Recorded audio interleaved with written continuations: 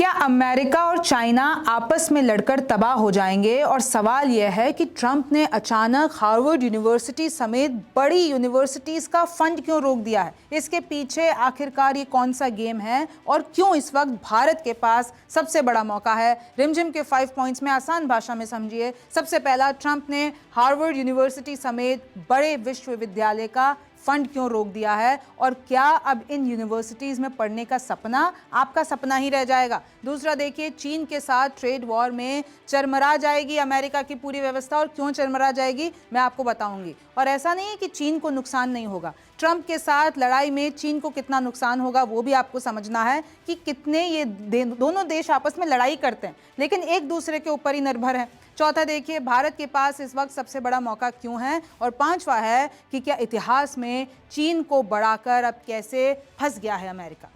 नमस्ते, मेरा नाम रिमझिम जेठानी और आप रिमझिम के 5 पॉइंट्स देख रहे हैं। सबसे पहले आप ये मुद्दा समझिए। हेडलाइन आती है कि ट्रंप ने हार्वर्ड यूनिवर्सिटी की 18,000 करोड़ से ज्यादा की फंडिंग रोक दी है। सोचिए, ये बहुत बड़ा अमाउंट है। अमेरिकी राष्ट्रपति चाहते हैं कि यूनिवर्सिटी पे सरकार का कंट्रोल हो, यानी ट्रंप का कंट्रोल हो। लेकिन क्या किया? यूनिवर्सिटी ने कहा कि ये गैर कानूनी है, असंवैधानिक है और हम ऐसा बिल्कुल भी नहीं करेंगे। लेकिन ट्रंप ऐसा क्या चाहते थे जो यूनिवर्सिटी ने करने से मना कर दिया? ट्रंप ने कहा कि सबसे पहले तो ये यहूदी विरोधी गतिविधियां जो होती हैं यूनिवर्सिटीज में, ये जो एंटी सेमिटिज्म है उसको खत्म करो। क्यों यहूदी लोगों के साथ, यहूदी बच्चों के साथ ऐसा होता है, यानी ज्यूश बच्चों के साथ? गवर्नेंस, एडमिशन और हायरिंग प्रोसेस को पूरा बदल दो। जो अब तक होता आया था वो सब बदल दो। DEI रोको। DEI का मतलब होता है कि जो यूनिवर्सिटी का एक पूरा प्रोस्पेक्टस होता है वो डाइवर्सिटी, इक्विटी, इंक्लूजन, इन सब के हिसाब से एडमिशंस करती हैं। लेफ्टिस्ट विचारधारा बढ़ रही है, इसको रोकने की जरूरत है। इसलिए हार्वर्ड यूनिवर्सिटी को अपने तौर तरीके बदलने पड़ेंगे। मेरिट पर एडमिशन दो। आप तो जो है आपने छोड़ ही दिया है, मेरिट पर आपने एडमिशन देना छोड़ दिया है। जांच में जब इमिग्रेशन अफसर आते हैं और अगर आपकी यूनिवर्सिटी के पास कोई ऐसे बच्चे पढ़ रहे हैं जो कि आड़ में हैं, उनके पास डॉक्यूमेंट सही नहीं है, तो अगर इमिग्रेशन अफसर आते हैं उनकी मदद करो। ये जो फेस मास्क लगा के घूम रहे हैं यूनिवर्सिटी में बच्चे और उसके पीछे विरोध प्रदर्शन कर रहे हैं, उन सबको बोला ये फेस मास्क लगाना छोड़े। जो फिलिस्तीन के समर्थन में बोल रहे हैं उनको हटा दो। जो ये फिलिस्तीन के नारे लगा रहे हैं उनको हटा दो। अब इसके जवाब में हार्वर्ड यूनिवर्सिटी के जो प्रेसिडेंट है उन्होंने क्या बोला, गार्बर ने, और इसका विरोध किया है। बोला है कि ऐसे नहीं चलेगा, हम किसी का भी दखल इसमें बर्दाश्त नहीं करेंगे। भाई, हम अपनी यूनिवर्सिटी कैसे चलाते हैं सरकार हमें नहीं बताएगी। हाँ, सरकार हमको फंड देती है, लेकिन अब देखिए, अगर आप यूनिवर्सिटी का फंड इस तरीके से रोकते हैं तो सिर्फ एक यूनिवर्सिटी की बात नहीं है, ट्रंप ने तो दूसरी यूनिवर्सिटीज के भी फंड रोके हैं। और अगर ऐसे ही चलता रहा तो यूएस का ये जो एकेडमिक इकोसिस्टम है वो तबाह हो जाएगा। जो एकेडमिक्स में हम लोग आगे चल रहे हैं वो सब तबाह हो जाएगा। और हार्वर्ड यूनिवर्सिटी ने कह दिया है हम ऐसा नहीं करेंगे, और अगर बात जाती है तो फिर कोर्ट तक चली जाए। और मैं आपको बता दूं कि क्या क्या इफेक्ट होगा। चाहे आप मेडिकल ले लीजिए, रिसर्च ले लीजिए, cyber, AI, climate, defence, scholarship, इन सब के मामले में ये टॉप यूनिवर्सिटीज हैं जिस पर अभी ट्रंप हमला कर रहे हैं और चाहते हैं कि सब कुछ मेरे कंट्रोल में चले। ट्रंप बोले कि यूएस कल्चर के खिलाफ जाने वालों को टैक्स पेयर का पैसा नहीं देंगे। भाई, सरकार यानी फेडरल फंड जो जाता है इन यूनिवर्सिटीज को, तो वो यूएस टैक्स पेयर का पैसा है। तो ट्रंप कहते हैं कि अगर कोई भी अमेरिका के खिलाफ बात करेगा, अमेरिका के खिलाफ कल्चरल चीज़ों को प्रमोट करेगा, कुछ भी ऐसा होगा, तो हम ऐसी यूनिवर्सिटीज़ को फंड क्यों दें कि वो रोक ही नहीं पा रही हैं। यहूदी बच्चों के साथ और फिलिस्तीन के समर्थक में इधर नारे लग रहे हैं, तो ऐसा नहीं चलेगा। इनसाइड स्टोरी तो ये भी है कि ये जो चाइनीज़ बच्चे पढ़ते हैं वहाँ पर, चाइना के जो बच्चे वहाँ पर पढ़ते हैं, उनसे दिक्कत है ट्रंप को। ट्रंप कहते हैं कि किस तरीके से, और ये ऐसा कहा जाता है अमेरिका में कि कैसे चाइनीज़ लोग जो हैं वो, ये जितने भी छात्र यहाँ पर आके पढ़ते हैं, अमेरिका की ही टेक्नोलॉजी पढ़कर और उसको चुराकर अपने देश को दे देते हैं। इस तरीके से बोला जाता है, टेक ले जा रहे हैं और फिर खुद बड़ी बड़ी उपलब्धियां कर रहे हैं। और आपको भी पता है कि चाइना मेन कॉम्पिटिटर है।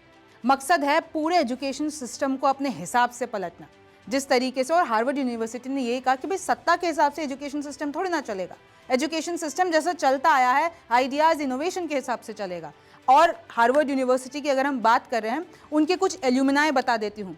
Barack Obama, mark Zuckerberg, Ratan Tata, Bill Gates समेत 8 यूएस के राष्ट्रपति और न जाने कितने अरबपति हार्वर्ड यूनिवर्सिटी से निकले हैं। अमेरिका की सबसे पुरानी यूनिवर्सिटी है और अब इतना बड़ा मामला सामने आया है। लोग तो ये भी कह रहे हैं अगर फंड रुक जाता है तो कहीं पूरी तरीके से हार्वर्ड यूनिवर्सिटी चेंज ना हो जाए और कहीं बंद ही ना हो जाए। क्योंकि देखिए, चाहे आप हार्वर्ड ले लीजिए, MIT ले लीजिए, स्टैनफोर्ड ले लीजिए, चाहे AI हो, सेमीकंडक्टर्स हो, बायोटेक हो, क्वांटम कंप्यूटिंग हो, इन सब का ये हब है, यहीं से ही रिसर्च आगे जाती है। Chinese students, many funded by Chinese government, ये सब जो है चाइनीज स्टूडेंट्स ने यहाँ पर अपना वो पूरा मामला बिठा लिया है। और यहाँ से अगर आप 2022 का रिकॉर्ड देखते हैं, 3 लाख चाइनीज बच्चे US में पढ़ रहे थे। 40% ने फॉरेन स्टेम PhDs, उसमें से जितने भी चाइनीज निकले। तो ये सारा जो है यहाँ से पूरी इंफॉर्मेशन लेके जाके अपने देश ले जा रहे हैं। इनफैक्ट कुछ लोग तो people liberation army PLA, Chinese communist party के मतलब वो लोग होते हैं, उसके टीम के मेंबर्स होते हैं और यहाँ पर आके पढ़ते हैं। बायोटेक सैंपल ले जाते हैं, मिलिट्री ग्रेड रिसर्च ले जाते हैं, AI के एल्गोरिदम्स ले जाते हैं और जाके अपने देश में। तो देखिए, ये FBI ने वार्निंग दी है, इन्वेस्टिगेशन में पता चला है, बहुत से ऐसे केसेस पकड़े गए हैं। तो ट्रंप इस पर रोक लगाना चाहते हैं। द बिगर स्ट्रैटेजी ये है कि चाइनीज का एक्सेस बंद कर दो। कहाँ से बंद कर दो? अमेरिकन चिप्स पे, AI रिसर्च पे, बायो एंड मेडिकल पेटेंट्स पे। देखिए, आपको भी पता है कि अभी टैरिफ वॉर चल रहा है। ट्रंप ने सब पे तो 90 डे का पॉज लगा दिया है, लेकिन अगर चाइना की बात कर लेते हैं तो चाइना पे 150 से करीब % पे टैरिफ आ गया है। और दोनों का लिटरली पूरी दुनिया देख रही है कि कैसे ट्रेड वॉर, अभी तो शुरुआत ही हुई है टैरिफ वॉर की। और अगर ये ट्रेड वॉर में अगर ये मैं आपको बता रही हूँ कि अगर ये ट्रेड वॉर सच में हो गया, दोनों की अगर डिपेंडेंसी अगर हम खत्म कर देते हैं और दोनों ने एक दूसरे के प्रोडक्ट्स पर बैन लगा दिया, तो देखिए क्या होगा। अगर चाइना ने अपने प्रोडक्ट्स अमेरिका भिजवाने बंद कर दिए तो सबसे पहले तो क्या होगा, आईफोन से लेकर, सॉक्स से लेकर, सोलर पैनल से लेकर सारी चीज़ें एक्सपेंसिव हो जाएंगी। और अभी अमेरिका में वैसे भी क्योंकि टैरिफ वॉर चल रहा है तो बहुत सी चीज़ें महंगी हो गई हैं। इन्फ्लेशन देख लीजिए, सप्लाई का शॉर्टेज होगा तो प्राइस हाइक होगा। तो अमेरिकन लोगों के लिए जो टैरिफ वॉर है ना, वो बहुत ही महंगा पड़ रहा है। US जॉब्स जो कि चाइनीज सप्लाई चेन्स पर निर्भर हैं, वो चली जाएंगी। अमेरिकन मेड कार्स भी चाइनीज पार्ट्स ही इस्तेमाल करती हैं। तो आप क्या क्या बचाओगे? ये जो पूरा का पूरा ट्रेड बिजनेस चल रहा है, उसको आप किस तरीके से मैनेज करोगे? और इनफैक्ट एक बड़ा मामला ये सामने आया कि चाइनीज डिप्लोमेट कहते हैं कि ये जो व्हाइट हाउस की प्रेस सेक्रेटरी हैं कैरोलिन, जो उन्होंने ड्रेस पहन रखी है वो खुद चाइनीज ड्रेस है। देखिए किस तरीके से उन्होंने ये पिन पॉइंट किया है कि ट्रंप की सेक्रेटरी जो ड्रेस पहन के व्हाइट हाउस में चाइना के खिलाफ बोल रही है, उन्होंने खुद ने ही चाइनीज ड्रेस पहन रखी है। सोचिए, दौर ऐसा चल रहा है कि अब ड्रेस पर भी ये बात हो रही है, चाइनीज मेड है, US मेड है। बेसिकली ये लोग बताना चाहते हैं चाइना कि अमेरिका हमारे प्रोडक्ट्स पर कितना ज़्यादा निर्भर है, और ये सही भी है। आप देखते हैं टेक इंडस्ट्री ले लीजिए, एप्पल, डेल, टेस्ला भी चाइनीज मैन्युफैक्चरिंग पर टिकी हुई है। 80% of active ingredients in US drugs, 80% drugs के जो इंग्रेडिएंट्स है वो सारे चाइना से आ रहे हैं अमेरिका के लिए। वॉलमार्ट और अमेजोन की लो प्राइजेस, खैर अब वो फिर खत्म हो जाएंगी। अमेरिकन एक एवरेज अमेरिकन होम में 6000 चाइनीज मेड प्रोडक्ट्स होते हैं। अब आप मुझे बताइए कि जो डिपेंडेंसी आप कैसे ख़त्म करेंगे? अगर आपने अनप्लग कर दिया ना चाइना के मार्केट को US से, तो मतलब ये ऐसा हो गया कि आपने पूरा कंज्यूमर कैपिटलिज्म को अनप्लग कर दिया। तो बहुत मुश्किल हो जाएगी अमेरिका के लिए अगर ये ट्रेड वॉर सच में बहुत हैवी हो जाता है तो। और ऐसा नहीं है कि चाइना के लिए कोई दिक्कत नहीं है, अगर कम बायर्स होंगे तो फैक्ट्री क्लोजर्स होगा, आपकी जॉब जाएगी। चाइना में जो लोग काम कर रहे हैं उनका मास अनएम्प्लॉयमेंट हो जाएगा, बेरोजगारी आ जाएगी, टेक ब्लैकआउट हो जाएगा, क्योंकि 80% चाइना के सेमीकंडक्टर्स जो हैं वो इम्पोर्टेड हैं और ज़्यादातर US फर्म से इम्पोर्टेड हैं, जैसे कि इंटेल ले लीजिए, क्वालकॉम ले लीजिए। अगर US बैन कर देता है हुआई को, SMIC को, DJI को, तो चाइना का जो टेक ड्रीम है वो सब क्रिपल हो जाएगा, लंगड़ा जाएगा। अगर चिप नहीं होगी तो AI नहीं होगा, स्मार्टफोन्स नहीं होंगे, एडवांस वेपन नहीं होगा, तो आप क्या क्या बचाओगे? तो ये जो वॉर चल रहा है ना, आप उसका प्रैक्टिकल अगर मैं आपको बता रही हूँ बहुत भयावह है। और ये सिर्फ इन दोनों देशों के लिए नहीं, पूरे ग्लोबल स्थिति। इधर कुछ भी US में हो जाता है, शेयर मार्केट डाउन हो जाता है, भारत में हम लोगों के लिए चीज़ें महंगी हो जाती है। जब ये होगा तो सोचिए क्या हो जाएगा। कैपिटल फ्लाइट, फॉरेन कंपनीज, चाहे एप्पल ले लीजिए, सैमसंग ले लीजिए, नाइकी ले लीजिए, ये सब अब थोड़ा थोड़ा वियतनाम, इंडिया और मेक्सिको की तरफ शिफ्ट हो रही हैं। बिलियंस ने ये जो फॉरेन डायरेक्ट इन्वेस्टमेंट है वो अब कम हो रहे हैं।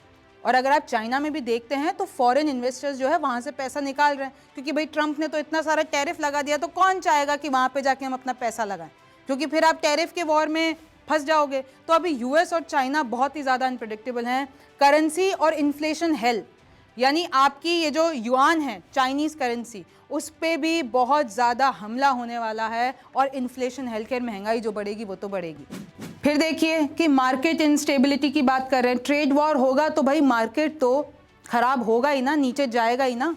और अभी भी आप देख ही रहे हैं उसका एग्जाम्पल, तो शंघाई और शेंजन के देखिए स्टॉक मार्केट्स डिप कर जाएंगे, यूथ अनएम्प्लॉयमेंट क्राइसिस, बेरोजगारी आ जाएगी, तो चाइना को भी इतना घाटा होने वाला है।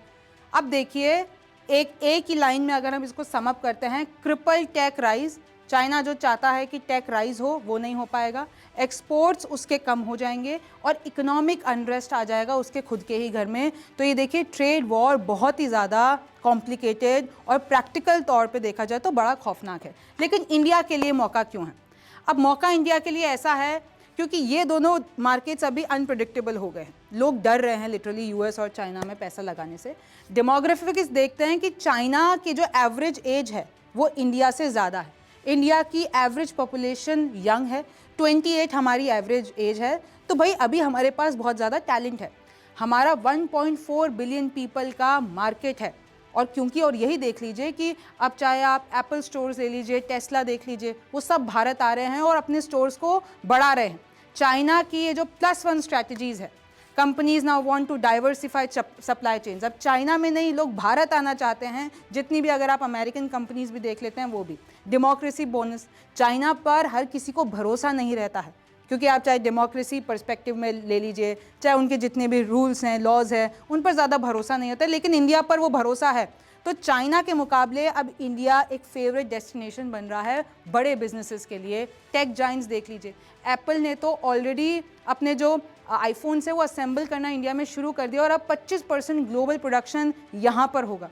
Foxconn $700 million plant in Karnataka, micron, Google, Amazon, ये सब अपना बिजनेस अब यहाँ पर बढ़ा रहे हैं। मैन्युफैक्चरिंग बूस्ट मिल रहा है, यानी अगर हम भारत के भी बात कर लेते तो सेमीकंडक्टर एम्बिशन है भारत का, वो चाहता है कि अब नेक्स्ट चिप हब बन जाए। हालांकि उसके लिए हमें स्किल की ज़रूरत पड़ेगी। अगर कुछ हम वो भी देख लेते हैं कि कैसे फैक्टर्स इस पूरी चीज़ को ला रहे हैं, तो अभी इंफ्रास्ट्रक्चर, पॉलिसी, स्किल लेबर की अभी भी भारत को ज़रूरत है। लेकिन आप देख लीजिए डिप्लोमेसी में भी अगर भारत देते हैं तो क्वाड अलायंस है, यूएस, इंडिया, जापान, ऑस्ट्रेलिया, और धीरे धीरे अब भारत चाइना को बिजनेस के मामले में भी सक्सीड कर सकता है। तो भारत के लिए बहुत बेहतर ये पूरा मामला है। और how India can win the game, अगर हमने अपने स्किल डेवलपमेंट में इन्वेस्ट करना शुरू कर दिया, हमारे लैंड और लेबर लॉस पे काम करना शुरू कर दिया, उसको थोड़ा और सिंप्लीफाई कर दिया, डिजिटल और ग्रीन इकोनॉमी को हमने और ज़्यादा पुश किया, तो देखिए इस पूरे डिलेमा जो अभी ग्लोबल इकोनॉमी की चल रही है उसमें भारत जीत सकता है। फाइनल टेक ये है कि यूएस चाइना का ट्रेड वॉर जो है वो सिर्फ टैरिफ के मामले में नहीं है, लेकिन ये पूरी ग्लोबल सप्लाई को शेप कर रहा है। और अगर हम भारत की बात करते हैं तो ये गोल्डन अपॉर्चुनिटी है।